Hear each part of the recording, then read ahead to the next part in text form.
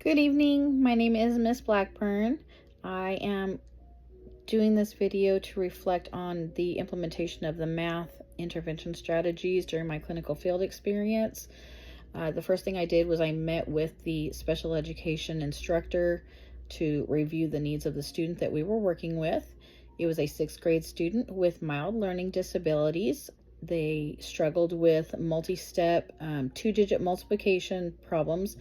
We did discuss intervention options, and ultimately we selected 2 strategies that we felt would work: the use of visual models, specifically area models and base 10 blocks. We also scaffolded and did some step-by-step practice. These choices were based on the students' demonstrated need for concrete visual support to better understand abstract concepts, and for structured guidance to manage the multi-steps involved in the multiplication problems. During the math activities, the student performed well with the intervention in place.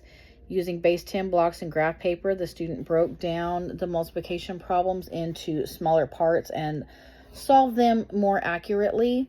Initially, the student did need frequent prompts. However, after time, they were able to be more engaged and confident and do the problems on their own. Reflecting on this experience, if I were to implement these strategies again, I would introduce even more practice with adding partial products, since this was where smaller errors occurred.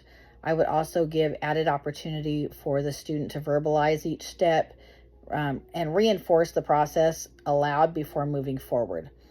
One of the intervention strategies that we also used was an area model.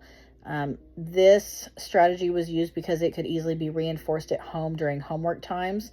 The student could use simple grid paper and area models for practicing multiplication problems. We also encouraged the student to build and see the problem visually at home, where they could support stronger connections to their classroom learning and help promote greater independence over time. We felt that this would help the student more. Finally, the last thing was, this experience has shown me the importance of selecting interventions that match students' individual needs and strengths. I think in my future professional practice and my classroom, I would continue to use hands-on, as I have seen that work wonders with students, as well as visual strategies and more scaffolded support for students who struggle with multi-step processes in math. I've also seen firsthand how breaking down complex problems and providing clear, structured support can empower the student and making them become more independent learners and confident in their problem-solving skills. Thank you for listening. Have a good evening.